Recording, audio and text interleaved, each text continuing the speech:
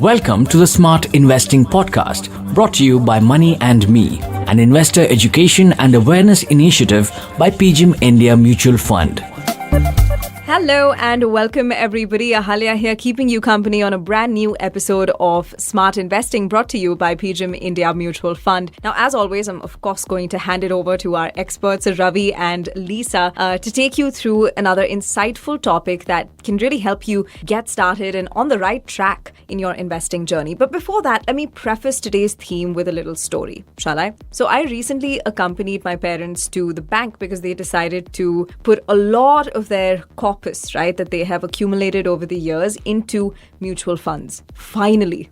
And as someone who really enjoys personal finance and investing, I was sat there thinking, why did it take you so long, Mom and Dad? And then I found out that they had all kinds of preconceived notions about investing in mutual funds that, our fund managers finally busted for them. And that's exactly what's going to happen on today's episode. Before we put our hard-earned money into a product, I think it's only natural that all of us have these ideas and beliefs about what can and cannot happen. And more often than not, they all turn out to be myths. So stay tuned, get your notepads out and pay close attention because along with busting these myths, I think Ravi and Lisa are also going to give us some very, very valuable insights into the world of mutual funds that'll help you understand the foundational concepts of investing into mutual funds a lot better. Let's go. Thanks, Ahalya. Hi everyone and welcome to Smart Investing. Now today we are diving into a topic that every mutual fund investor needs to hear about. These are the myths surrounding mutual funds. I'll be very honest with you, when I started my career in the mutual fund industry, I believed a lot of the myths too. Things like 10 rupee NAV is cheaper or you'll lose money permanently in equity. These misconceptions are everywhere and often they scare people away from making the right investment choices. So today we are going to bust these myths. Welcome, Lisa. Hi, Ravi. How are you? I'm good, thank you. So, Lisa, let me start off with the first question. Many of my friends and acquaintances ask me this, this is the top performing mutual fund in the last 1 year. Should I invest in it? So, is it a good filter to start with? Yeah, Ravi. So, so true. I think this is one of the biggest myths, really. Mutual fund schemes literally hang on this hook. However, last 1 year return is definitely not critical for choosing equity-oriented funds. Remember, equity is a long-term asset, right? We are talking 5, 10, 15 years. Then why are we picking the fund based on a short-term 1 year return?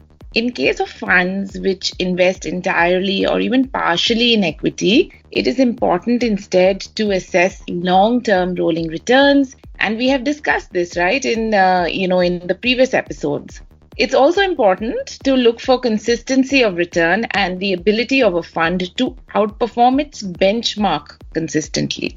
Now, if you were to talk about fixed income funds, 1 year return, although it's not critical, is a better guide. But again, just settling on that is not going to give you any pointers. You need to analyze the consistency with which a fund is able to maintain the outperformance against its benchmark. It's just that, 1 year return is understood very intuitively. You see what the fund did in the recent year and you feel that is what you can expect going forward.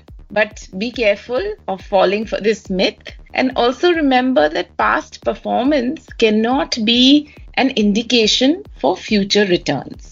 Yes, you're right. And the last 1 year return could be misleading because if you're in a bull run, the returns could look very attractive, but it may not sustain in the future. There's another commonly held belief that, the 10 rupee NAV is very cheap. So many people are attracted to new fund offers. So what's your thought on this? Clearly, this is not true. Yeah. So when we consider stock prices, a correction means a fall in price. All else remaining the same, a price correction is not saying that, now it's cheaper. And this should also hold for a portfolio of stocks, which is what a mutual fund is, right? A lower NAV owing to a market correction is a lower value. But when you compare a rupees 10 NAV of a new fund with a rupees 100 NAV of an existing fund, this logic of, the 10 rupees is cheaper than 100, it doesn't hold. Let me explain, right? In both cases, you are investing in a portfolio of stocks. In a new fund offer, money from several investors is pooled into an account and the stocks are bought. The portfolio value is then divided up among all the investors with each unit priced at rupees 10. You own the portfolio in the proportion of the number of units you have bought versus the total number of units which have been created. Your return is measured from that point on and depends on the performance of the underlying portfolio. This logic holds true for a fund where you pay rupees 100 per unit as well. If both portfolios are the same and performance is the same, your return will be the same, regardless of the per unit NAV. So a 10% return on a 10 rupee NAV will take it up to rupees 11, and it will take a 100 rupee NAV up to rupees 110. But the gain is 10%, right? The absolute value of the NAV has no relevance for the performance of the scheme being, where you have invested, because it is simply a mathematical division of the portfolio value with the total outstanding number of units. As more new investors are added, fresh units are created, and the portfolio also expands. So what you have to focus on is not the absolute value of the NAV, but on the return. Yes, you're right. In fact, it's the returns that a fund generates that matters. And in fact, a new fund offer will always have 10 rupees NAV, whereas a old fund which has completed say 10 years, 15 years or even 20 years, that will always have a higher NAV. So one should always look at, I think, the risk profile of the fund and the investment strategy while choosing a fund rather than looking at NAV. Now, a lot of people, they say that, I don't have money to, start investing in mutual funds. So how much money do you really need to start investing in mutual funds?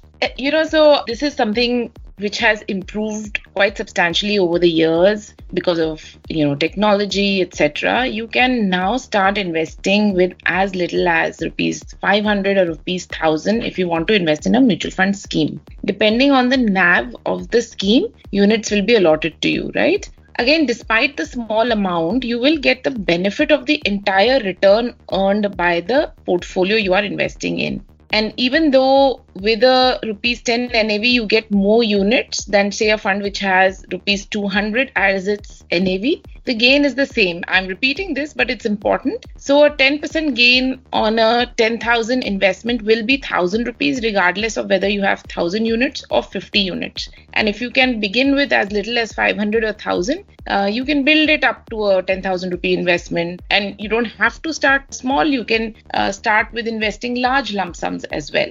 Yes, it's a bit technical, and I think if people just Google and learn more about it, then I think definitely they can understand this concept, better.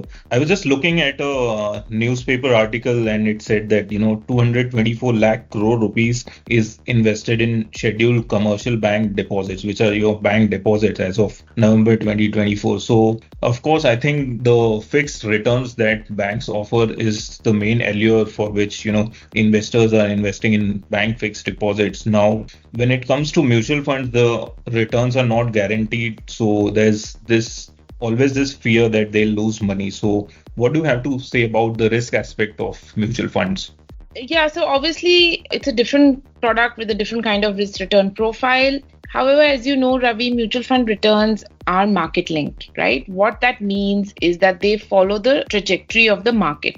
Now, for decades, Indian investors have been used to fixed deposits and also to real estate investments. Fixed deposits have the word fixed in the name. So the return is defined beforehand, which gives investors a lot more kind of feeling of certainty. In case of mutual funds, there is a daily change in price because they are market linked and because stocks and bonds are listed and there are daily trades. But just because return is not assured or guaranteed doesn't mean that you will lose money. It just means that the daily price will change and over time the asset delivers returns based on its own characteristics, right? Again, let me explain. An equity mutual fund is a portfolio of stocks. if the quality of that portfolio is good and the underlying stock prices do well over time, the mutual fund scheme itself will do well. In case of a debt fund which holds bonds, there is price fluctuation there as well, but over time the return kind of matches the aggregate yield, which comes to a large extent from the defined interest payout from these underlying bonds. Hence, debt funds are considered to be a lower risk than equity because of the potential return, which can be estimated with greater certainty. However, in both cases, there will be, daily change in the NAV. Now, coming back to the myth, mutual fund returns are not assured only because the value is linked to the current price of the underlying, and that changes daily. But the lack of guarantee or assurance does not say anything about the ability of the fund portfolio to deliver future returns. That's based on the quality of the portfolio, which is what investors should be looking at. Yes, and it's good you brought up debt funds too in the discussion, because mutual funds typically are associated with investing in equity funds, and debt funds are not so popular among retail investors. So you can also invest in, I think, debt funds and gold, silver, and also other asset classes, right? Right. Ravi, this myth that mutual funds are associated with equity, it exists a lot with retail individual investors. Actually, if you look at the data, if you consider the breakup of assets in the mutual fund industry, there is, I think, slightly over 16 lakh crore invested in open-ended debt funds as of the recent month end. But bulk of this comes from corporates and institutions. Why do they invest so much in debt funds? For capital safety. Individual investors, on the whole, still prefer bank deposits, but debt funds can also perform the same function of low risk, stable returns that deposits provide. What's more, you can make SIPs in your debt funds as well. This can be very useful in creating your, emergency fund kind of allocation or funding a short-term goal. Plus, there is a good variety in debt funds, so you can pick the level of risk that suits you. There are also gilt funds which invest only in long-term government securities. These are very useful again in creating your long-term debt allocation. Lastly, just for the benefit of our investors or people listening in, there are credit portfolios for those who want to take some added risk in debt investments. So honestly, there is a lot available for investors in debt funds, and you can pick a fund for any goal really. So in that sense, mutual funds are good for more than just long-term wealth creation, which of course needs equity allocation. Yes, you're right. And the mutual fund industry offers a lot of categories for investors to meet any of their goals, be it short-term, medium-term, or long-term. So you have debt funds, equity funds, hybrid funds, international funds, REITs, and so on. So another requirement of many mutual fund investors, and especially those who are senior citizens, could be, cash flow. So they might be attracted with the dividends that are offered by mutual funds, which are of course now called income distribution cum capital withdrawal. So basically, SEBI has changed this nomenclature from dividend to IDCW. So I think it's done to better indicate what the term indicates. So can you explain more to our readers about this dividend concept? Yeah, sure, Ravi. So unlike stocks where dividend is additional income because it is paid to shareholders from the profits of the business of the underlying company and declared every year, in case of mutual funds, dividends are simply a redistribution of the portfolio gains. It was a way earlier for investors to take out the gains from the fund periodically. Maybe you needed the money for something, but over time, it's better understood now that money left in the portfolio is a greater use for the funds as compounding occurs for the gains as well. And that's how you generate a higher return over time and create long-term wealth. If you keep taking money out, the long-term return will suffer too, right? So hence, dividends in a mutual fund were a misnomer, and which is why, as you were saying, they are now called income distribution cum capital withdrawal instead of terming them as dividends. Yes, I think if you want to gain from the compounding effect, it's better to go for growth plans. And if you do wish to get a cash flow, and I think SWP, which is systematic withdrawal plan, would be a better and tax efficient option for investors. Now, when we look at the whole personal finance space, fixed deposits have a particular tenure, like 6 months, 1 year, 3 years, 5 years. Insurance policy also have a tenure. Now, when it comes to mutual funds, there is no particular tenure. So, how should people approach this? Because a lot of people ask me, what should be my time horizon in, say, equity funds? So, I would just tell them, you can keep invested in the fund as long as you don't require the fund. So, what's your say on this?